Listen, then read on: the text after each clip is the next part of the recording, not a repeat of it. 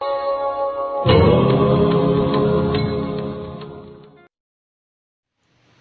friends, இன்னைக்கு நம்ம சேனல்ல நம்ம என்ன பார்க்க போறோம்னா முட்டைக்கோஸ் சட்னி. அதற்கு நமக்கு என்னென்ன வேணும்ங்கறத ஃபர்ஸ்ட் பார்த்துக்கலாம். முட்டைக்கோஸ் வந்து ஒரு சின்ன முட்டைக்கோஸ் அளவுக்கு எடுத்து இந்த மாதிரி பொடி பொடியா கட் பண்ணி எடுத்து வச்சுக்கோங்க. நல்லா வாஷ் பண்ணி ரெடியா இருக்கு. அதுக்கு அப்புறம் நமக்கு என்ன வேணும்? தக்காளி வந்து சின்ன சின்ன தக்காளியா 3 தக்காளி எடுத்துர்க்கோம். இந்த மாதிரி கட் பண்ணிக்கலாம். பூண்டு வந்து சிறிதளவு அதாவது 4 பூண்டு எடுத்துர்க்கோம். கல்லுப்பு தேவைக்கேற்ப கல்லுப்பு, சின்ன வெங்காயம் சிறிதளவு. அதுக்கப்புறம் பாருங்க கடலைப்பருப்பு, உளுத்தம்பருப்பு, வரமிளகாய், சீரகம், மிளகு, கொஞ்சமா வந்து புளி, சின்னதா ஒரு புளி, எண்ணெய், இவ்வளவுதான் நம்மளுக்கு தேவை. வாங்க எப்படி செய்யறதுங்கிறத பார்க்கலாம். ஸ்டவ் ஆன் பண்ணிட்டு பாத்திரத்தை வச்சுக்கலாம். தேவைக்கேற்ப எண்ணெய் சேர்த்திக்கலாம். எண்ணெய் நல்லா காயட்டும். இப்போ நம்ம சீரகம், மிளகு, உளுத்தம்பருப்பு எல்லாமே வந்து சேர்த்திக்கலாம். கடலைப்பருப்பு கொஞ்சமாக எண்ணெய் விட்டு நம்ம பருப்பு வந்து சேர்த்திக்கிட்டோம்.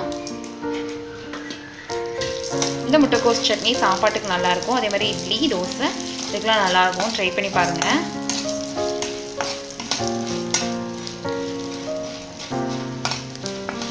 நேரமாக வந்து வறுத்து எடுத்துக்கலாம். இதை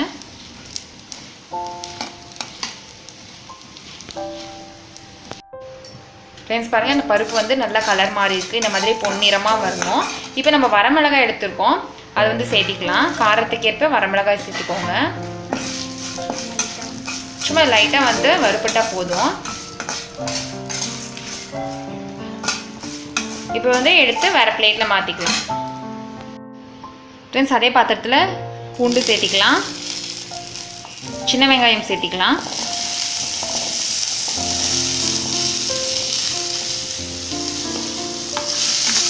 இப்போ இதை நல்லா வறுத்து எடுத்துக்கோங்க.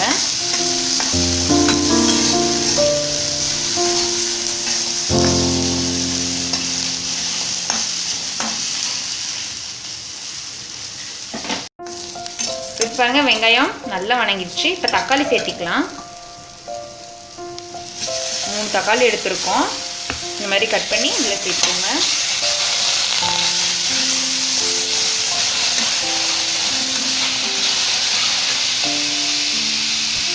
சிறிதளவு புளி எடுத்து வச்சுருக்கோம், அதையும் சேர்த்திக்கோங்க.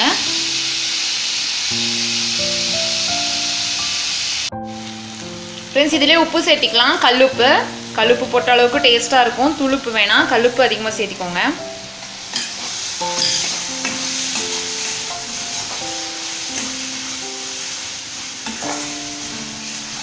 இந்த அளவுக்கு நல்லா வணங்கணும். பாருங்க இந்த அளவுக்கு நல்லா வணங்கிடுச்சு. இப்போ வந்து நம்ம வேற பிளேட்ல வந்து மாத்திக்கலாம்.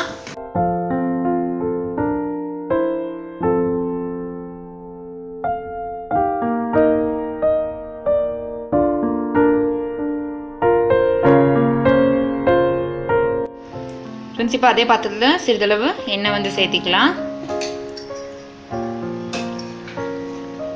இப்போ நம்ம முட்டைக்கோஸ் எடுத்து வச்சிருக்கோம், அதை வந்து சேர்த்திக்கோங்க.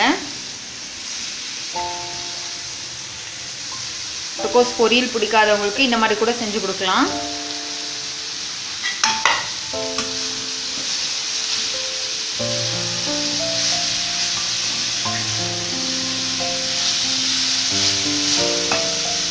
நல்லா வணக்கி எடுத்துக்கோங்க. ஃப்ரெண்ட்ஸ் நம்ம சேனல் நீங்கள் இன்னும் சப்ஸ்கிரைப் பண்ணலன்னா இந்த வீடியோ கீழே ரெட் கலர் பட்டன் சப்ஸ்கிரைப்னு இருக்கும், சப்ஸ்கிரைப் பண்ணிக்கோங்க. கூடவே பெல் ஐக்கானையும் கிளிக் பண்ணிக்கோங்க. அப்போ தான் நான் போடுற ஒவ்வொரு வீடியோவும் உங்களுக்கு நோட்டிஃபிகேஷனாக உங்கள் மொபைலுக்கு வரும்.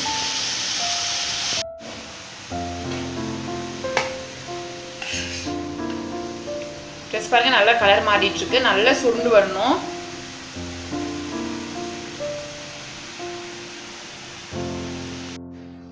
ஃப்ரெண்ட்ஸ் பாருங்க நல்லா சுருண்டு இந்த மாதிரி கலர் பாருங்க ப்ரௌன் கலர்ல மாறி இருக்கு. இந்த மாதிரி இருக்கணும், அப்போதான் டேஸ்ட் நல்லா இருக்கும். அது இல்லாமல் நாங்கள் தண்ணியே கொஞ்சம் கூட விடலை, தண்ணி விடாமல் எண்ணெயிலேயே நல்லா இந்த மாதிரி வணக்கி எடுத்துருக்கோம். இப்போ ஆறுனதுக்கப்புறம் நம்ம இதை அரைச்சி எடுத்துக்கலாம்.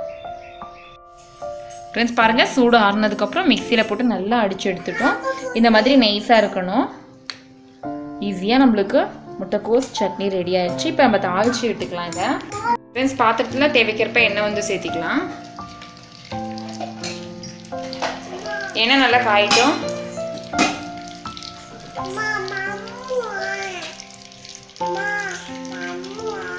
கடுகு சிறிதளவு சேர்த்திக்கோங்க. சிறிதளவு உளுத்தம்பருப்பு சேர்த்திக்கலாம். கடலைப்பருப்பு சிறிதளவு. கடுகு நல்லா பொரிஞ்சு வரட்டும். கொஞ்சமாக பெருங்காயத்தூள் சேர்த்திக்கோங்க.